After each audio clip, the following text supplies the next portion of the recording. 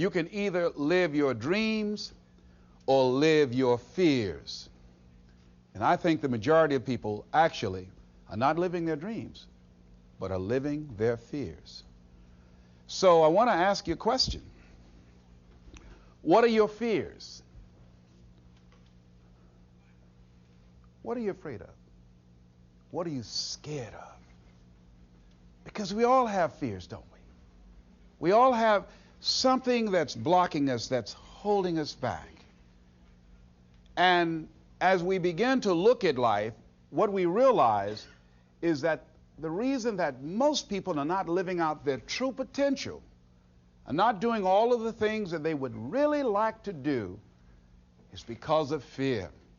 Some people call fear false evidence or expectations appearing real. I'm reminded of the story of a guy that was living in an area where he had some new neighbors, and these neighbors had a bulldog. And when he came home every day, this bulldog used to chase him about a half a block from his house. Every day, he would have to streak home. I mean, he would just run. This bulldog would be right on his heels. And so he just got tired of that, because he would go home about a half a block away from home. He would look around for this bulldog, and he wouldn't see him. And he would go walking casually along, and this bulldog come out of nowhere, woo, woo, woo, and start chasing him. He'd run home. So this one day, he just got tired. And so when the bulldog was running after him, he started running. He saw a rock, and he stopped to pick it up to throw at the bulldog. And when the bulldog got up on him, he started barking. He realized the bulldog didn't have any teeth in his mouth. Then he started chasing the bulldog. If you don't get all the way from it, because the most the bulldog could have done is gummy, you know. And so, you know what? Most people go through life running scared. Running scared from things that have no teeth in them, because they're false expectations appearing real. That, see, we're brilliant enough to scare ourselves to death. You realize that? There are some people actually who get a kick out of scaring themselves to death. I remember the last frightening movie I saw. It was The Exorcist. I will never forget. I was so frightened when I came home. I'll never forget. I drove in the driveway, and I had already called my former wife and said, listen, turn the lights on. I was coming in the driveway, and I was getting out of the car, and all of a sudden I couldn't get out. I started blowing my horn. I said, Madeline, they got me, they got me. She came to the kitchen and said, take your seatbelt loose, fool. I said, oh, okay. I was frightened out of my wits. But there are a lot of people who they get off on that. They love it. I'm a person, my brother is a paratrooper. My twin brother, he's in the military, career man. I would love to jump out of an airplane to parachute. I'm scared, though. I mean, I really admire my brother for that. I would really love to be macho man like that. What are the things that you fear that's been keeping you from living your dream, that's been keeping you from doing some things that you would like to do? Just think about those things. And how do we begin to handle that? Abraham Maslow said that life is about growth. And he said you can either go back to your comfort zone, and there you won't find any growth, or you must be willing to go forward and face your fears again and again and again, because you're never going to have a fear-free existence. I mean, some fear is acceptable and legitimate. There are some things that you really should be afraid of. Now, you shouldn't allow it to immobilize you.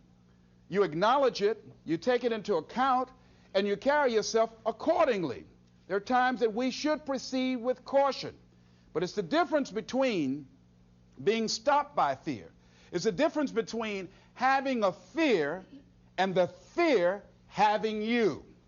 So what do? One, acknowledge it, and knowing that it's okay. Don't condemn yourself for being afraid. It's perfectly fine to have some fears.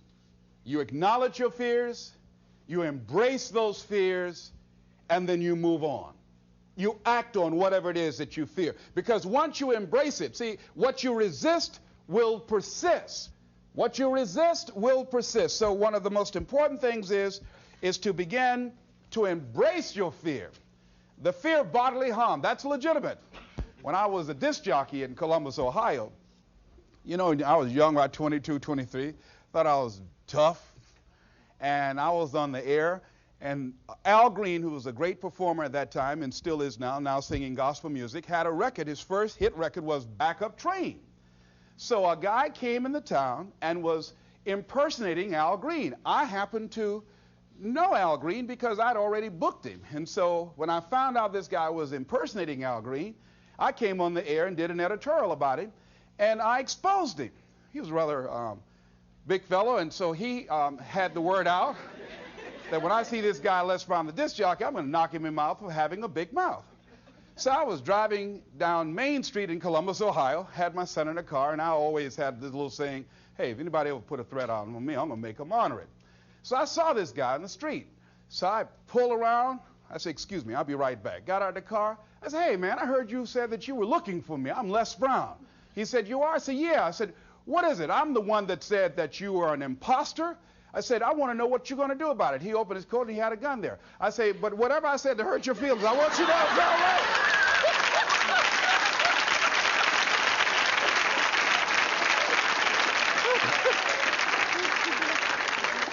Acknowledge your fears, carry yourself accordingly, and do what makes sense for you. Well, one major fear I've always had is a fear of the dentist. And this fear had me. I didn't have that fear. And what really reinforced it, you got to watch things that can feed your fear. I saw a movie that most people would not remember. This movie was starring Dustin Hoffman. It's called The Marathon Man, with Laurence Olivier. When he's trying to get a confession out of here. And he took this drill out. Let me tell you something. When he went in Dustin Hoffman's mouth with that drill, I had $1 worth of popcorn. That popcorn went everywhere. Oh! Do you know I could not go to the dentist for 5 years? I had left broadcasting, went to the Ohio legislature, had an impacted wisdom tooth. Now that hurts. And I would call, and as soon as the people would answer the phone, I would hang up. That's how frightened I was. Dr. Hamler's office, boom, I'd hang up. Then I got to the point where I could just ask for an appointment. Hello? And I wouldn't give my real name. Because I knew I wasn't going to keep it. I'd give anybody's name, Joe Jiggly Jim, it didn't matter. Then pretty soon I got to the point where I could give my name. It was about 4 years after that, you know. I said, my name is Les Brown. Then I would call back and say, look here, due to my legislative agenda, I won't be able to make it.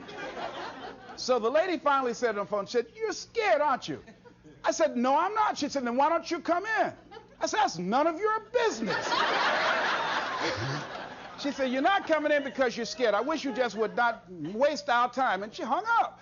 I said, you have no right to do that to people like me, you know. So finally, to make it long and short of it, I was hurting so bad, I said, wait a minute, I've got to do something. And I said, what am I afraid of? Go there and handle it. And I said, man, Dr. Hamler, I just can't hear this drill. I mean, if you can do whatever, I don't need to hear this drill, that sound, you know, that's what gets me, that drill. Don't pull that drill out on me. He said, just calm down, calm down.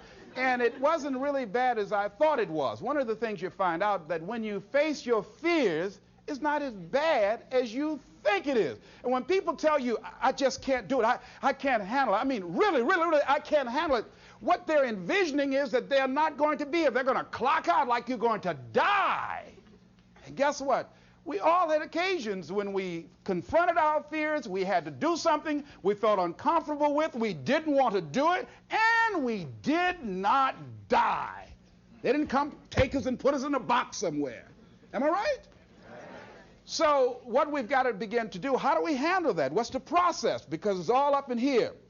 One, I think, is imagine the worst case scenario. I just imagine that he went in my mouth and with this drill and that I just croaked out.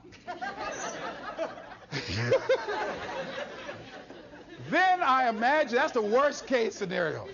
Then I had another technique I used. Visualize yourself being more than able and capable of handling it. And I used to have a tremendous inferiority complex about speaking before people that I felt who had more going for them than I did. Because I'm not college trained, I used to feel that college people were the most intelligent people on the planet. And there was nothing I had to say for them. And what will they listen to me for? That's the way I felt. And so I had to visualize myself speaking before them, speaking before various audiences that had more going for them than I did, and realize and appreciate my own value and that I was a worthwhile person, even though I didn't have all going for me. I didn't have the money, I didn't have the education that they had. So part of the process is seeing yourself, being worthy, being capable, having what you need to make you a worthwhile person, and that you're more than able, and that you deserve to be listened to, or you deserve to have that dream and that passion and whatever it is that you see and envision there. You've got to see it in your mind's eye and know that you've got what it takes. Repeat after me, please. I must see in my mind's eye. See myself. Confronting my fears. Handling my fears. I'm more than able.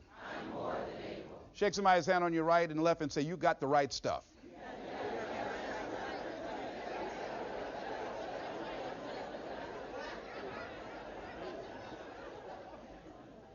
So deciding as you look at your life, as you look into the future and say, what fears am I holding on to? What fears that I'm allowing to imprison me, that's keeping me from breaking out, that's keeping me from living up to my true potential, that's keeping me from really being happy, that's keeping me from having a sense of adventure and excitement in my life? What's keeping me from controlling my destiny? What fears that I'm giving that permission to? Notice what I said, that we must give our permission to fear to immobilize us.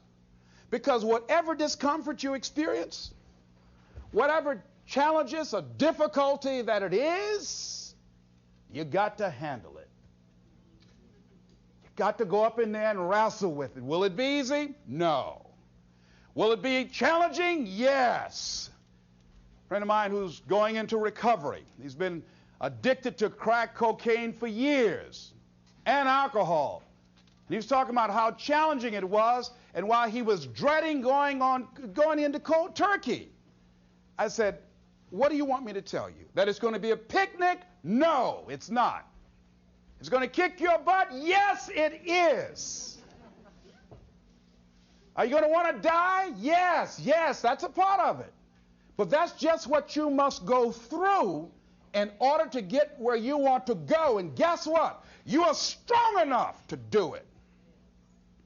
You're strong enough, and your life is worth whatever you have to go through to get past this addiction. Whatever you have to do. This dream you got, whatever you want to do, will it be easy to just run out there and do it? No. Will it happen overnight? No. Will it be a struggle? Yes. Will there be times when you can't make ends meet? Yes, that's a part of it. Will there be times you won't know what to do? Yes, that's a part of it. Will you have some opposition? Will things go wrong sometimes? You will have many visits from Murphy. Now, if you're saying, well, who's Murphy? Don't worry.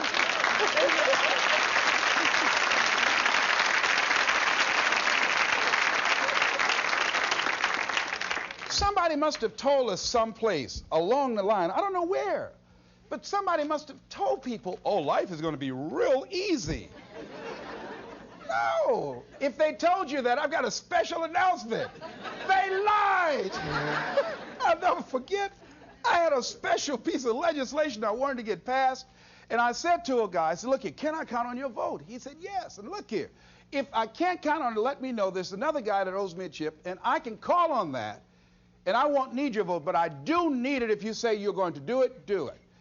He said, you can count on it. Legislation came up. He voted against my bill. My bill passed. I went back to him and said, hey, I told you I needed the vote, but if you couldn't give it up, let me know. I would get somebody else. I said, why did you tell me? He said, I lied. I was in shock. How many of you that life just wore you out?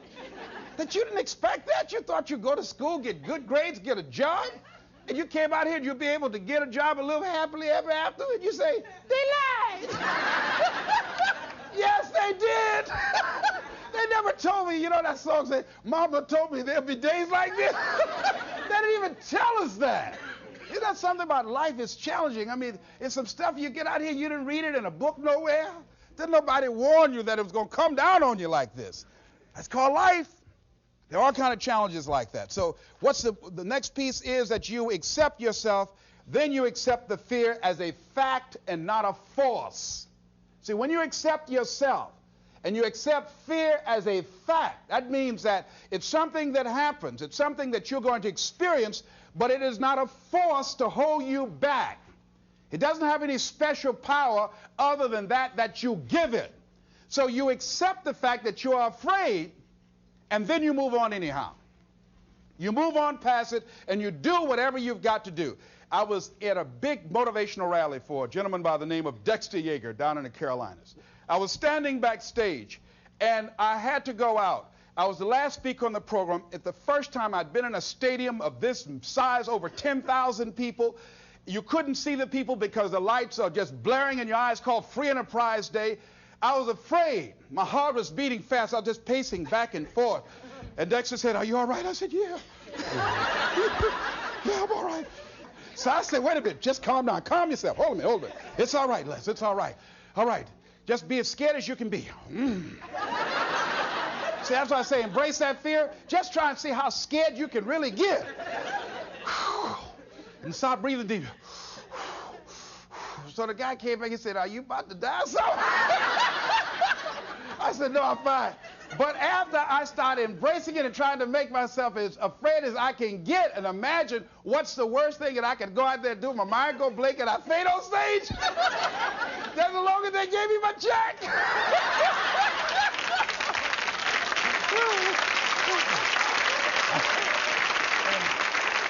But once I started laughing at myself, I started talking to myself. I said, "You know you scared today?" And I said, I just calmed myself down. And I went out there and I cooked.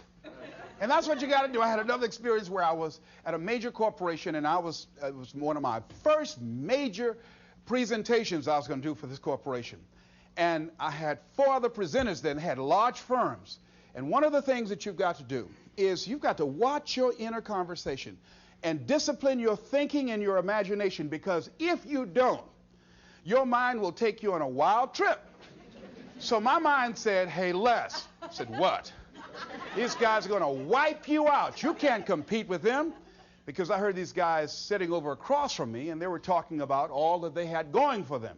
And so I started doubting myself, and I became afraid, and I was thinking, well, maybe I shouldn't go in there. And so I knew then, and this is what I suggest to you, sometimes you got to talk to yourself. Talking to yourself, you know, could be a good exercise. It might be the only intelligent conversation you ever get. So I got up and I went to the bathroom. I started talking to myself and said, "Les Brown, let me tell you something. What do you care about these guys and their firms and all their money? You got 6 children you've got to feed. You got a mama you've got to take care of home. You ain't got nothing to lose."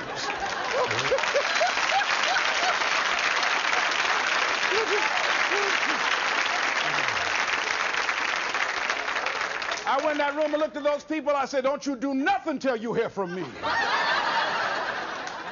And I got that contract, too. You got to do that. So when you have your lower self talking to you, telling you what you can't do, part of what you've got to do is be your own motivator. And you can't talk casually to yourself. You can't stand around and say, "Now, you must calm down now." No, that subconscious mind won't hear that. You've got to have a good conversation to yourself. Hey, and answer yourself, too. Don't pay these people any attention. You answer yourself. "Hey, what you going to do?" "I'm going there and get off." "All right, very good. Go in there and take care of business." You've got to talk to yourself, and you build yourself up, and you'll feel your energy level coming up, and people will feel that around you. See, now, if you go through life being afraid, people can sense that. They can pick up that fear. So that's why you've got to stand up inside yourself. I'm reminded of the little boy that was on a bus, and some bigger fellows were picking at him, you know. And so he wanted to move from by them. They were thumping him on the head. And so he stood up just to get from by them, and they would push him back down. And he would stand up again. They push him back down. And he stood up again. They pushed him down, held him down. He said, "You might hold me down, but I'm standing up inside myself." And that's what you got to do in life. See, when you are not filling your life with the things that you are capable of doing. See, we all have some stuff that we've been given. And I don't think that it's optional for us to sit on what we have. See, if you're sitting on what you have, what you've been given, and I think everybody's been given something to bring to the planet, that only you can do that. Only you can perform that. Only you can initiate that activity. And if you don't do that, if you're not filling in your life with your life work or your mission, then there are gaps in your life. And what we do when we're not living out our true identity, we begin to fill the gaps. We fill the holes with garbage, alcohol, drugs, worry, self-destructive behavior.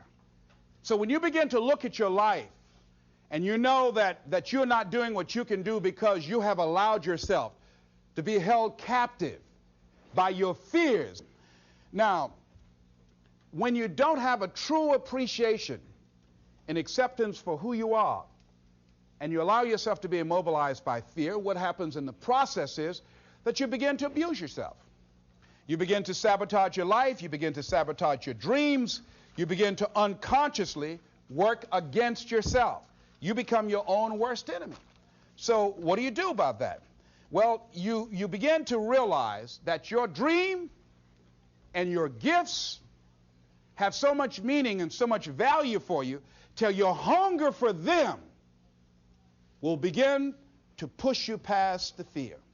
Your hunger to have them will give you a special drive. As you work on yourself, as you begin to acknowledge your true identity, the true power that you have, the true capacity you have to bring about change, the miracle-working power that you have within yourself to do the things that you want to do. When you take them on, I'm reminded of a man who, this gentleman was doing a special study of a special tribe in Africa, headhunters. And he had difficulty in developing a relationship with these tribesmen because of the fact that he had fear. He had fear they were going to take his head. I tell you, all fears aren't bad. That was a legitimate fear. That was a good fear to give you a headache. So he worked there for a long time with no effort, no progress in developing a relationship and rapport and being able to achieve a level of trust.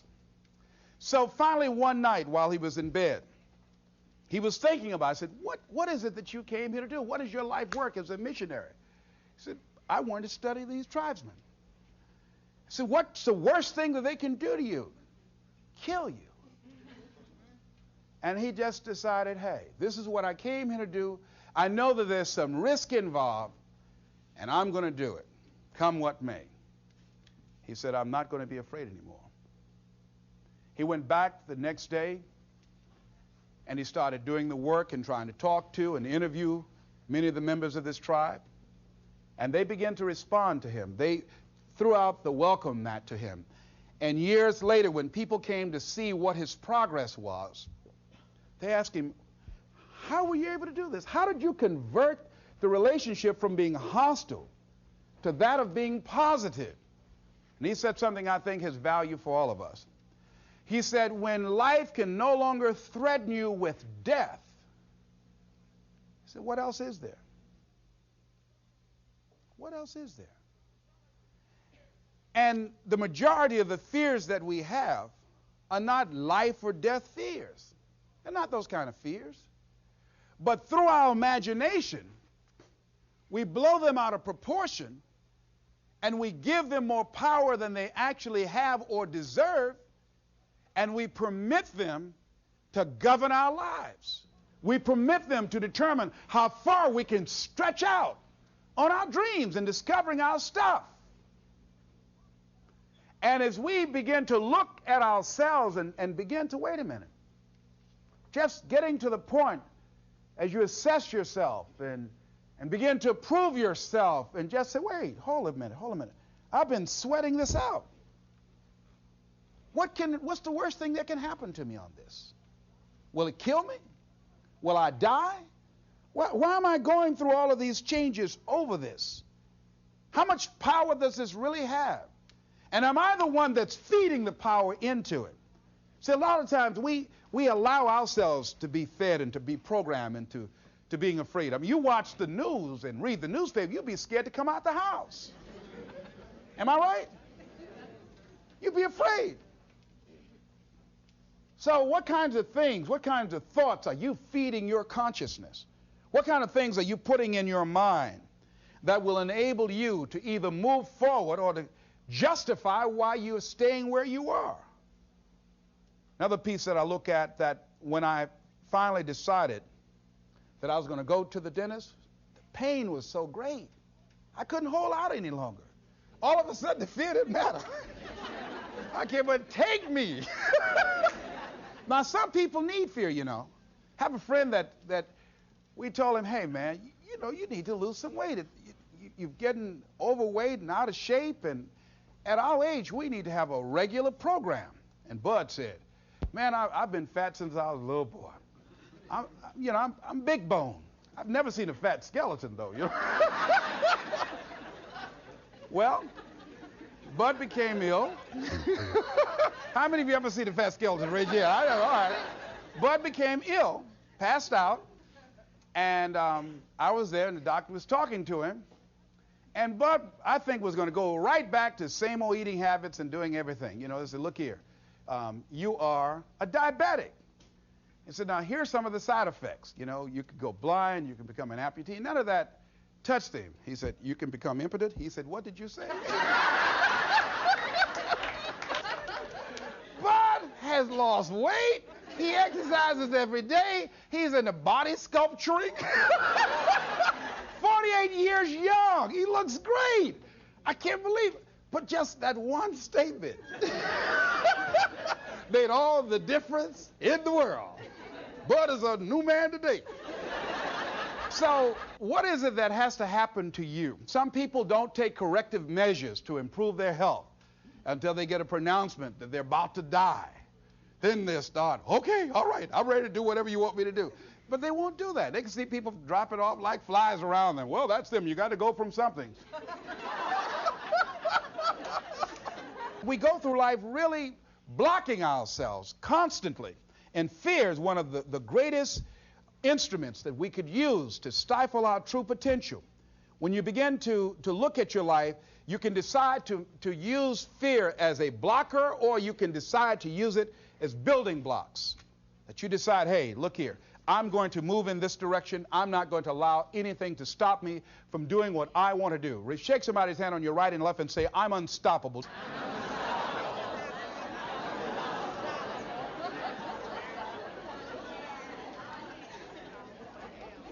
See, when you begin to understand and acknowledge your fear, and you go forth anyhow, you go forth in a spirit and a knowing that there's a way that you can begin to handle this. There's a way out here somewhere. There's a solution. What it is that you're seeking. That you have the capacity to whatever comes up, to handle it, to face it. And rather than feeling powerless, you begin to feel powerful. See, when all of the major downsizings that are taking place around this country, there are a lot of people who are biting their fingers in fear that they might lose their jobs. But there are few people who have decided within themselves, I'm going to make it. Some people aren't waiting to be cut. Some people are moving on their own because they feel within themselves, I've got what it takes to make it. They're not afraid about tomorrow because of how they see themselves, because of what they feel that they deserve, because of what they feel that they can create for themselves. Because these people have decided, as they look at the future, as they look at themselves, there's a way. Where there's a will, there's a way for me to begin to create a way out of no way. And when you have that kind of consciousness, when you have that kind of spirit, nothing can stop you. Nothing. What would your life be like as you look toward the future if you decided, I'm not going to allow my fears to stop me? What would your life be like? What would your future be like if you decided to want that which you desire so strongly that it prepares you past your fears, that you experience the fear, as the one book says, feel the fear and do it anyway? What would your life be like? And I'm saying to you that all of us who have been entombed by fear have the capacity to resurrect ourselves and to resurrect our dreams. All of us have the capacity to do that.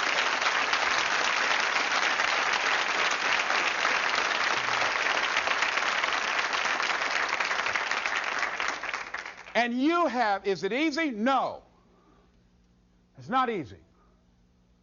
Can I do it? Yes. What's one of the ways to get started? Some of us need somebody to hold our hands. Sometimes we need somebody to help us out. Be willing to say, I don't know. Be willing to reach out. Be willing to get some assistance to take you to the next level. One great athlete, you never expect boxers to make profound statements. I think it was Joe Frazier who said this one. He says, all of us are like the blind man at some point in our lives standing on the corner waiting for somebody to lead us across. See, all of us at some point in our lives need some help, need someone to reach out to us, to throw out the lifeline, to help us go across some treacherous waters that we couldn't navigate by ourselves. None of us do it by ourselves. All of us at some point in our lives. We need that kind of help. We need that kind of assistance because we grow from the people we have in our lives that can enrich our lives personally, professionally, spiritually, and all the dimensions of our lives. We don't grow in a vacuum. So as you look at yourself, what are the fears you have that maybe you need some help in strengthening yourself in that area? As you assess your strengths and your weaknesses, as you begin to approve yourself and your passions and your dreams and your goals and the things that you want, if you decide to experience all of your true potential, as you decide to manifest all of your greatness, as you decide, wait a minute, what else is available to me out here if I decided to experience the fear of rejection, the fear of no, the fear of failure, the fear of standing by myself? What else is available? Of taking a chance, a fear of losing it all. What else is available to me that will bring some extra meaning and value? The fear of people not liking me. You know how many people do things they don't want to do because they want everybody to like them? Everybody's not going to like you. Excuse me, special announcement. Everybody's not going to like you. No, it's just not that kind of world. But you know, there are a lot of people who won't take positions on issues, who won't take a stand for things they believe in, who won't speak up for themselves because they don't want to make anybody mad. Oh, it was Bill Cosby. He said, I don't know what the secret of success is. He said, but here's what I know what the secret of failure is. He said, trying to please everybody. You can't please everybody. But there are people who have the fear of rocking the boat. So they just go alone in life. Just go alone. Well, how do you feel? Well, I don't really want to say. How many of you know people like that? Raise your hand. These people aren't living life. They're not truly experiencing life. What do you really want to do? Well, I don't like this, but I guess I'll go ahead on and do it. No. The life is too short for that. Too short and unpredictable, moseying through. Not trying to disturb anything, not trying to shake anything up, not trying to make any waves. You see, there are some people who come through the universe and their level of contribution and the level of energy they manifest is so small, so inconspicuous that when they go, you won't even know they left. I mean, there are people who die on jobs and you say, hey, where's John? Oh, John's been dead 6 months. You're kidding. No. Is that right? Yeah. I didn't know. Why did somebody say, well, I guess we didn't miss him. But there's some people, because of their personality, because of their contribution, because of the investment of their time and their energy and the impact they have there, that when they go, everybody will miss them. See, when Mother Teresa checks out, everybody will know. When Rosa Parks, Everybody will know. Nelson Mandela, everybody will know. Why? Because of their contribution. See, but there's some people, because their contribution is so small, no one will care. So I'm saying, before you are boxed and buried, decide that you're going to box and bury your fears. Decide that you're going to begin to live life on a new level, seeking out new horizons, that you're going to find more love and more joy and more ways to give more to life. Guy said something, I love this. He says, everything a man does for himself, guess what? He takes with him. But everything he does for others, he leaves behind. So when you begin to say, what is it that I want to leave? What contribution that I want to begin to make? What difference do I want to make in life? What is it that I want to do with the rest of the life that I have left? What chances I need to take? What risks do I need to begin to embrace? What fears do I need to step on? What areas of my life am I dead right now? What dreams? You can either live your dreams or live your fears. You have got to get to a point where you say, I'm sick and tired of living like this. There's got to be more. That's when people go out and strike out on their dreams. That's when people get out of relationships where they're dying together rather than growing together. That's where they leave jobs. So where are you going? Away from here? I don't know.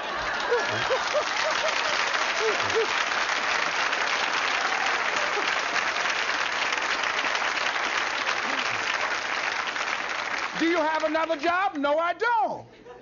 How are you going to make it? I don't know, but I will. See, you will when you put yourself in that kind of situation. I'm reminded of two frogs that were hopping down the road, and they fell into a bottle of milk. And one was hopping up and down for a while, and he drowned. He just gave up. But this other frog just kept on kicking. He wouldn't give up. He just kept on kicking. And pretty soon he churned that milk into butter, and he walked on out.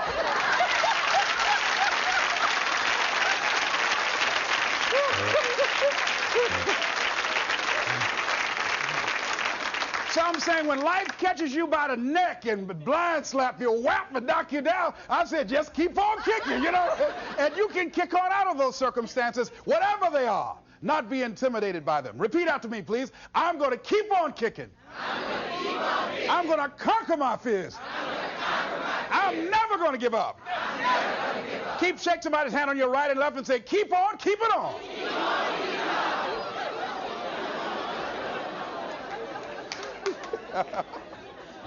I tell you, one of the exciting things about life is you got to keep the child in you. Little children dream.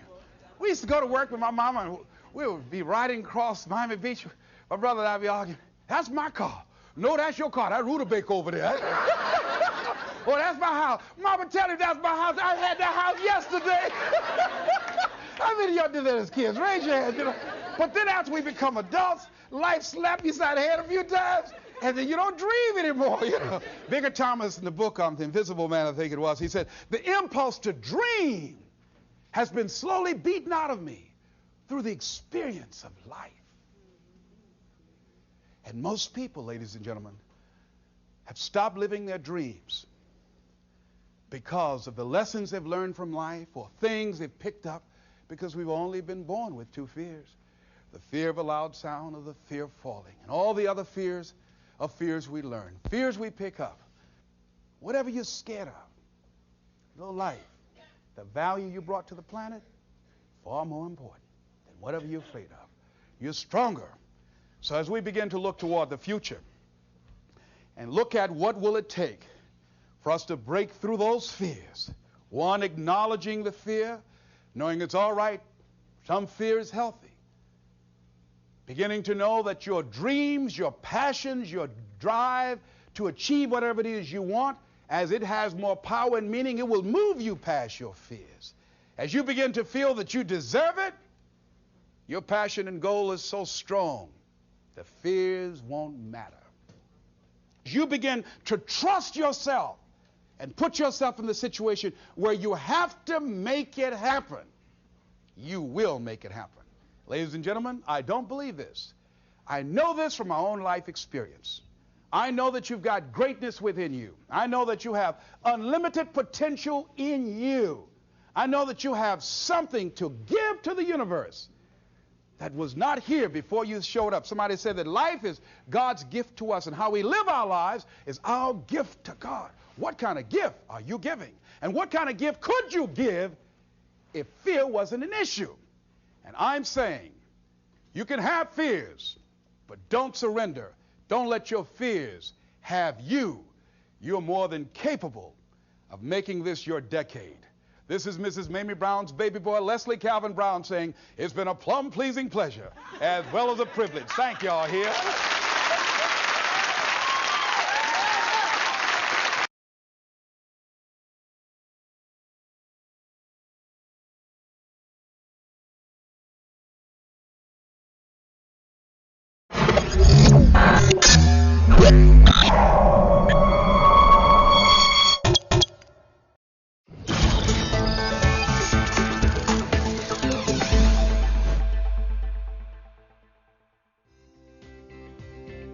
Hello, my name is Les Brown.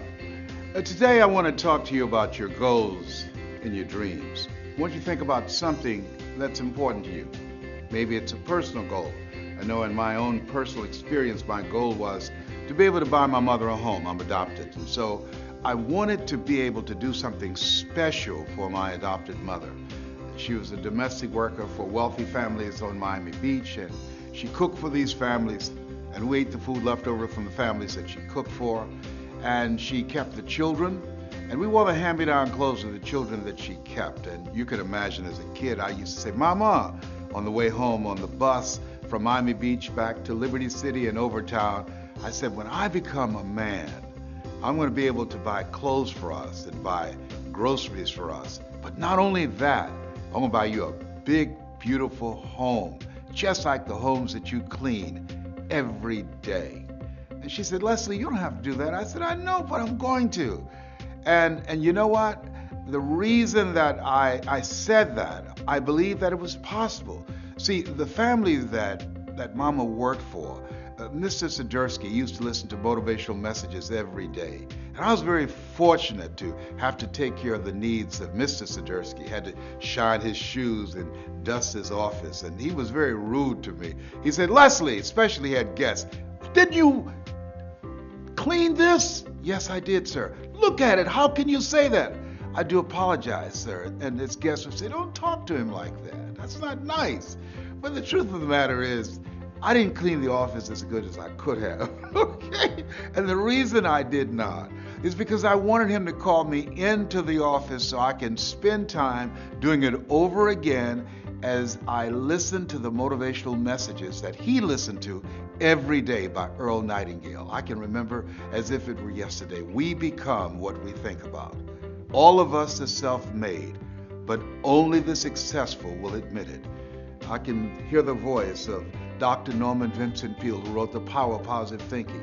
Don't allow your negative thoughts to hold you back. You are greater than your circumstances. I can remember when he was listening to Zig Ziglar. If you give enough people what they want, they will give you what you want. I can remember as he's listening to Jim Rohn, when the end comes for you, let it find you conquering a new mountain, not sliding down an old one. And unbeknownst to me, those messages, they're programming my mind. And it helped me to begin to develop a mindset of possibility. I want you to think about your goals and dreams of what you want to achieve on a personal level. Mine was to buy my mother a home, to take care of her. What is your goal? What's your dream? What is something that you want to do with your life? And I can say to you, based upon my own experience, I don't even know you, that it's possible. That you have the ability to do more than you can ever begin to imagine. And your mindset is crucial as you look at your goals and your dreams and having a spirit of optimism. I had a friend who went to New York City to apply for a job, and she came back and I said, hey, how did things go? She said, I didn't get the job. I said, what happened? She said, they turned me down, but I didn't think I was going to get it anyhow. And I thought after I left her presence, Well, why did she go in the first place? She went there with a mindset that she was not going to get the job. I believe that we have an energy and a spirit about us that people telegraph that. But I believe that had she gone there, there's no guarantee that, hey, with a sense of expectation, I'm going to get this job. I think her preparation, her attitude, and her behavior and her energy would have been totally different. I'm reminded of two little boys who were in Philadelphia, and they were playing on some ice, and they got out too far, and one fell through the ice. And he was thrashing, trying to get out. And obviously, his friend looked at him and panicked, and he couldn't reach him. He couldn't pull him out. And so he saw him going under the ice, and it was very hard, and he couldn't break through. And so this little frail fellow ran. He saw a tree in the distance, and he scampered up this tree, and he broke off a big branch and came back and savagely began to beat the ice, and he broke it. And miraculously, he saved his friend. And when the paramedics came, people were looking at him. He had a blanket around him. This little puny dude, around 12 years old. And people start asking the question as they looked at him and they looked at the branch. How could this little small fellow break this branch off and beat this ice and break it and save his friend? How could he have done that, as small as he was? And as they were scratching their heads, a gentleman who was there said, I can tell you how he did it. And everybody said, how? And he said, there was no one here to tell him that he couldn't do it. See, a lot of people are not really living their dreams and living the kind of life that they are capable of living because of the fact that they have been inundated with so many negative conversations. Have you ever had a goal and dream of something you wanted to achieve and you shared it with people that you love and thought they would be excited for you, and they said to you, you can't do that? You know, MIT did a study, and the study indicated if I tell you you can't do that, somebody else has to come along and say, you can do it. You can do it. Don't listen to him, Ruby. You can do it. John, don't listen to Les. You can do it. They have to say that 17 times before they can neutralize that one time. That's why my favorite book says faith comes by hearing and hearing and hearing.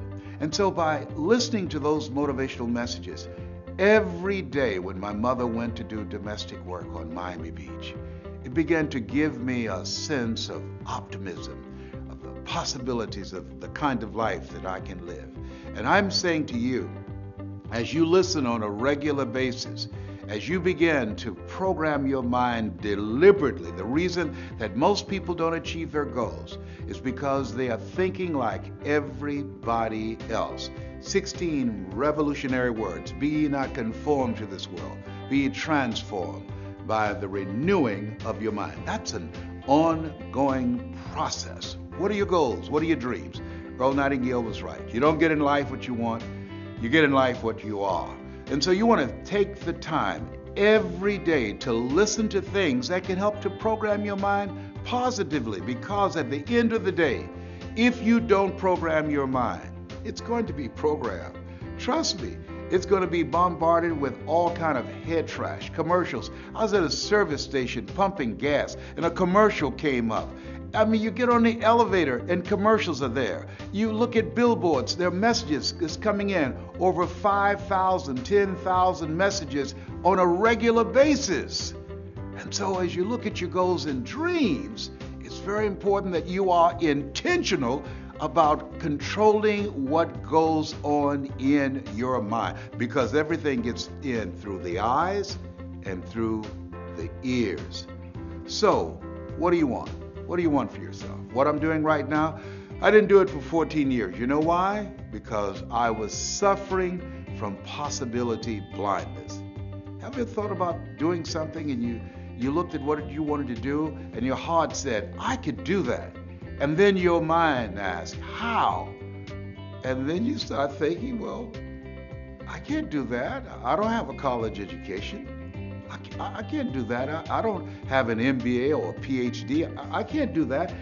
I've never worked for a major corporation. Why would corporations reach over people with PhDs and MBAs and years of experience and pay me to come in to do something I've never done? I thought about doing this for years, and I talked myself out of it. There's an African proverb that says, if there's no enemy within, the enemy outside can do us no harm. Shakespeare says, therefore, dear Brutus, it's not in our stars, but in ourselves that we are underlings. And so as you look at yourself and look at your goals and look at your dreams, I'm saying to you that it's possible. Because if anybody at any point in time had a goal, had a dream of what they wanted to achieve, and they made it happen, then it's possible that you can do it too. But you've got to be intentional about programming your mind. So here's some things that's very important. I want you to hold in mind what it is you want to do in your personal life. What is it that you'd like to do? Maybe you want to do something for someone you care about. That was the goal and dream that I had.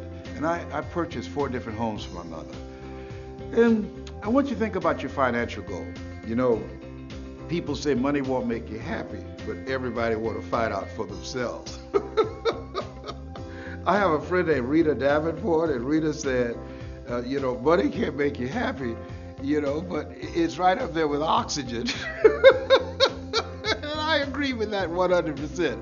So as you look at your goals and dreams, I want you to think about your financial freedom number.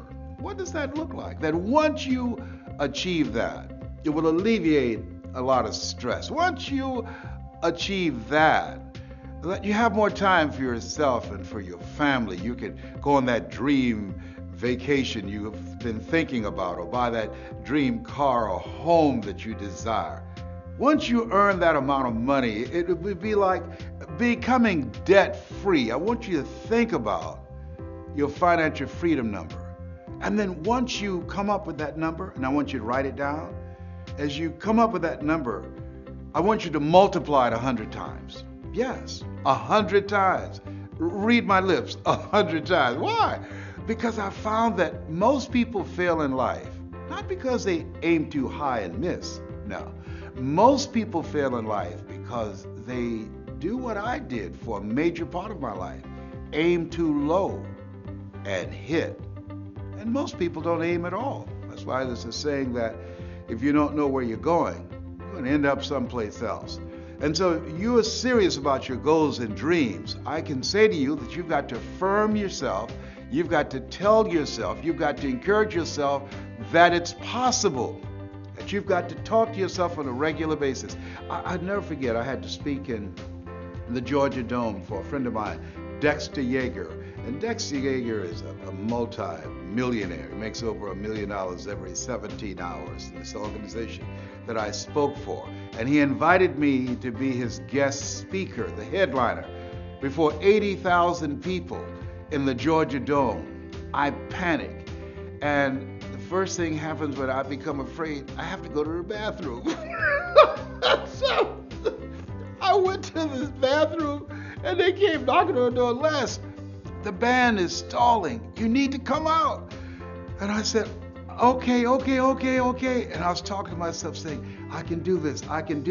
My mind went blank because I became overwhelmed when I peeped out front and saw 80,000 people in this stadium. It was the largest gathering I'd ever seen like this. I've seen it for sporting events, but for a speaking event, I'd never been in that kind of environment before. The most people I've ever spoken for up to that time was maybe about 500 or maybe 1,000, but 85,000. I went to the bathroom 7 times because 7 is my favorite number. I'm one of 7 kids. My social security number is 267. My phone number is 702. Did I tell you my favorite number is 7? God made the world in 7 days. Naaman dipped himself in the river Jordan 7 times. Joshua marched around the walls of Jericho 7 times. Did I tell you I went to the bathroom 7 times because 7 is my favorite number? Well, finally, they got Mike Williams, my mentor, and he came and he knocked on the door of this portable restroom. He said, Brownie. And I said, yes. He said, come out. I said, Mike, I'm scared. I can't think. He said, are you afraid? Admit it. I said, yes, I am. I'm nervous.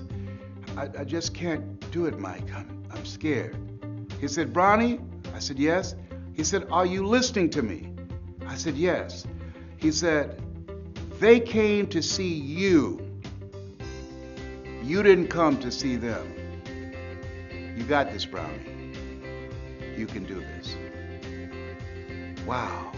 Let me tell you what he did. One of the things I do is train speakers how to change lives. What he did was he distracted me.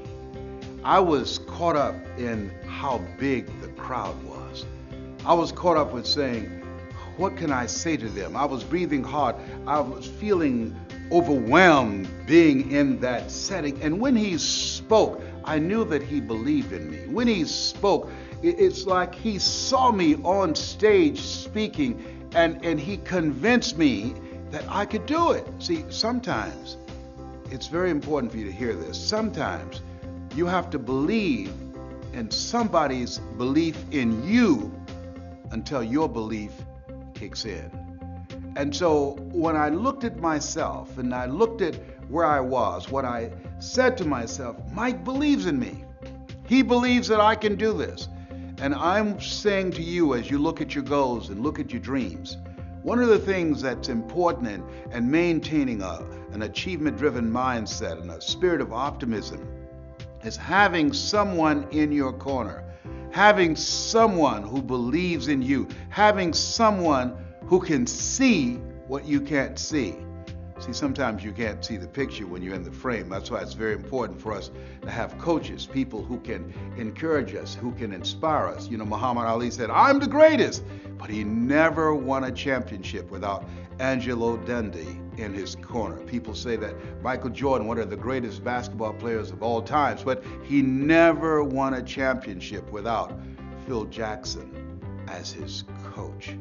And so as you work on yourself and work on your dreams, I'm suggesting that you get someone in your life that you can partner with, someone that can see what you can't see, someone that when you feel you can't make it, someone when you feel I can't do this, and they can give you a word of encouragement and will make all the difference in the world. And I finally came out. I came out, and as we were walking toward the stage, I stopped, and I said, will y'all pray for me? And they did, and I grabbed Dexter's hand and put it on my head. I don't know why I did that. Okay. And I finally went up, and I did it. And the speech was called, It's Not Over Until I Win.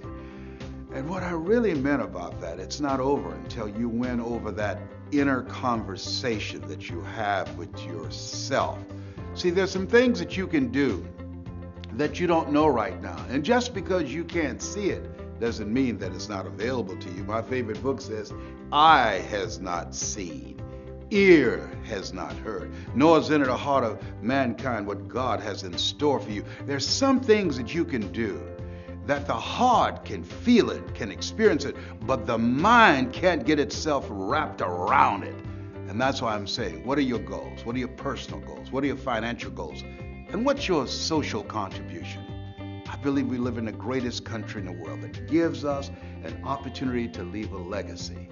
Hart's man said we should be ashamed to die until we've made some major contribution to humankind. One of the goals I have as a 17-year cancer conqueror is to let people know you are more powerful than cancer. One of the goals I have is to reduce the number of women who die from breast cancer. My mother was a 22-year breast cancer conqueror. One of the goals I have is to teach people, everyday average people outside of the church and outside of politics, both of which I believe polarize and divide people, but ordinary people who want to live an extraordinary life, how to use their story, how to use their voice to make a difference, or use their knowledge to create a financial empire for themselves.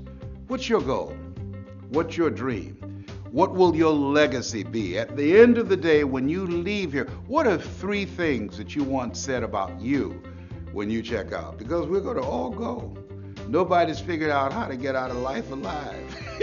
A lot of people go through life not attempting to do anything big or major with their lives because they are trying to play it safe. Hello, listen to me. Hello, there's no safe position in life. Hello, there's no safe position. You can't get out of here alive. You're going to die anyhow.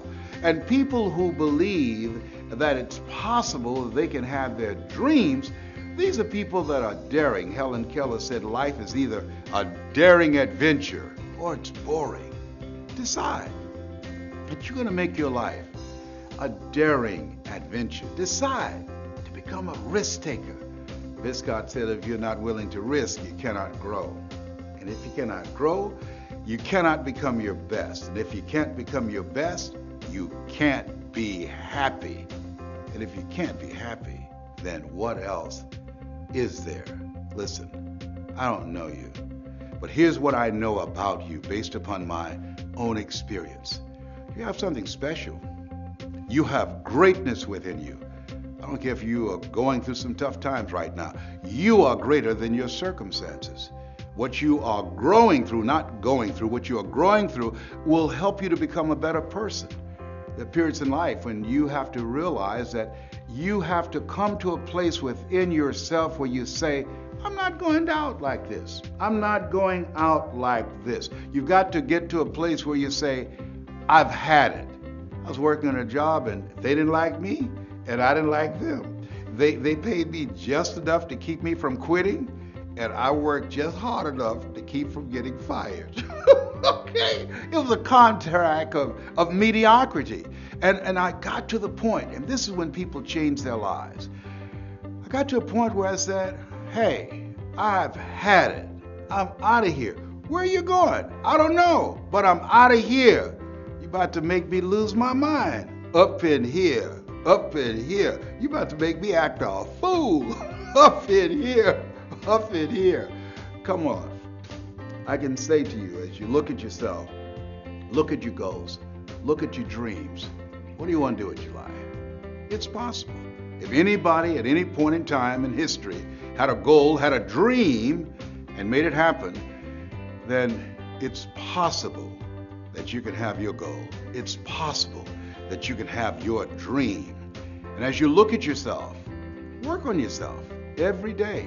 Well, Les, what about those negative thoughts? You can't kill them. They're like little weeds. They keep on coming back. You can't kill weeds.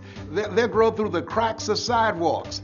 And so you can overpower those negative voices by listening to motivational programs, by tuning in on a regular basis to hear my voice, by reading 10 to 15 pages of something positive every day, by going to seminars and workshops and mesmerizing yourself with material that can help you to begin to get a different vision of yourself, to change your whole approach of how you see life.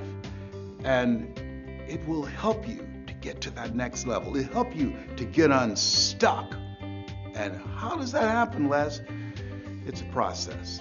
I wish I could just tell you, all you have to do is just think positive and be enthusiastic and everything is going to work out all right. No. You can have a positive mental attitude and life will put some knots on your head. You know, Forrest Gump said, life is like a box of chocolates. You never know what you're going to get. When you have goals and dreams, think it not strange that you'll face the fiery furnaces of this world. You will, not you might, you will have tribulations. But in the midst of it all, you've got to believe it's possible. It's possible. A friend of mine, he was facing a life-threatening disease, Dennis, and he felt it was possible, even though his body was racked with pain, even though he was diagnosed with cancer at 18, even though the doctors called his family in and said he's not going to make it. He held on because he believed it was possible, that he was not just a statistic. It was possible that if he had the faith, if he had the drive, if he had the determination, he could come through this. He said to himself, this too shall pass. And so it's possible. You can live your dreams, and you have to work at that. It's a moment-to-moment effort that you have to work to train your mind to serve you. You know, the Temptations had a song years ago, Just by Imagination, running away with me. In the absence of information, our imagination will run away with us, tell us that we can't do things. We begin to panic and we make decisions based upon our fears as opposed to our faith. You know, Zig Ziglar said, that fear is false evidence appearing real. Faith is finding answers in the heart. Where your heart is, there your treasure is also. What do you love? What turns you on? What do you really want in your life, for your life? How do you want to show up in the world? How do you want to use this gift called life? It's been said that life is God's gift to us, and how we live our lives is our gift to God. Whatever your goals are, your personal goal, your financial goal, or this social contribution, your legacy, your mark, I want you to think about it. And here's what I know, that it's possible.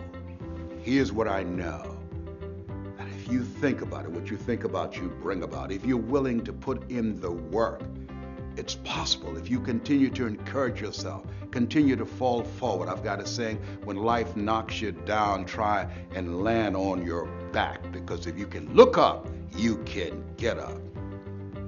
You have something special. You have greatness within you. Your dream is possible. That's my story.